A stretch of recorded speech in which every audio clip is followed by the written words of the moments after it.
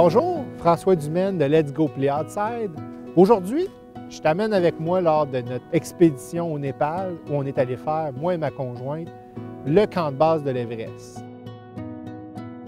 On est à un petit village qui s'appelle Longbuche, qui est l'avant-dernier village avant d'atteindre Gorakshi et le camp de base de l'Everest. On est en train de prendre un thé, relax, avec notre guide, et il neige un petit peu dehors, mais tu sais, une petite neige douce, un peu féerique. Notre guide s'assoit avec nous et il nous dit écoutez, s'il y a de la neige au camp de base, il y a de fortes chances qu'on ne pourra pas se rendre au camp de base. Lorsqu'il neige, on ne se déplace pas dans cette région-là. On était un peu déçus sur le coup. On se disait, crime, on n'a pas marché quelques jours pour se rendre ici, on n'a pas parcouru toute cette distance-là en avion pour finalement pas vivre notre expérience, notre rêve de voir l'Everest. Donc, je discute un peu avec lui, puis je lui demande, est-ce qu'on peut au moins se rendre à l'autre village à pied? Il me dit, oui, il n'y a pas de problème, on peut se rendre. Donc, on part à marcher de Longbuche pour se rendre à Gorakshi, avec une petite neige douce et jolie. Tout se passe bien. On arrive à Gorakshi un peu plus tard.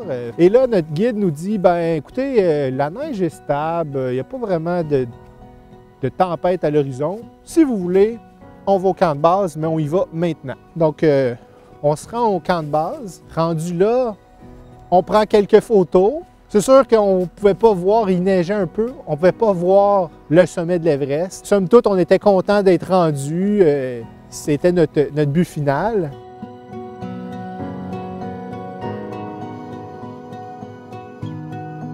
Lorsqu'on revient, la température se dégrade un peu. On croise aussi d'autres gens qui étaient probablement partis plus tard, mais d'autres gens qui s'en vont au camp de base et ça devient de plus en plus pénible. La neige se fait plus dense, le vent est plus fort. Il faut absolument avoir nos lunettes de soleil pour essayer de voir quelque chose, mais nos lunettes de soleil gèlent complètement. La neige nous pince le visage. Ça commence à être même un défi de trouver simplement notre direction. Heureusement aussi, on était à quelques heures de distance, c'était pas très loin. Donc on réussit, malgré le froid, le blizzard, à atteindre Gorakshi. Lorsqu'on arrive à la petite auberge, on prend un thé, on se réchauffe. Plus les heures avançaient, plus la tempête s'intensifiait. Il y avait même des éclairs tout le tour de nous.